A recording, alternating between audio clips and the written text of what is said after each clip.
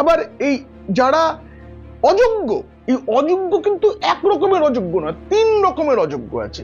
ক, যারা OMR sheet কারচুপি করেছেন বা র্যাঙ্ক জাম্প করে চাকরি পেয়েছেন তারা আছেন, তাদের সংখ্যা 4327। এরপরে আছে এসএসসির সুপারিশ ছাড়াই তারা যোগ দিয়ে দিয়েছেন স্কুলে। এটা একটা অবাক কাণ্ড।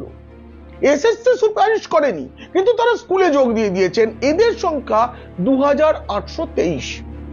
এছাড়া আছে প্যানেলের মেয়াদ শেষ হয়ে গেছে তারপরেও চাকরি পেয়েছেন, এরকম হচ্ছেন 1174 জন। তাহলে মোট হলো 8324 জন যারা অযোগ্য বলে বিবেচিত।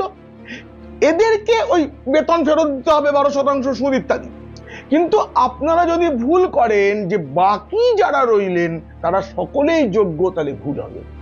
কারণ সুপ্রিম কোর্ট বলেছে এদেরগুলো তো চিহ্নিত করা গেছে,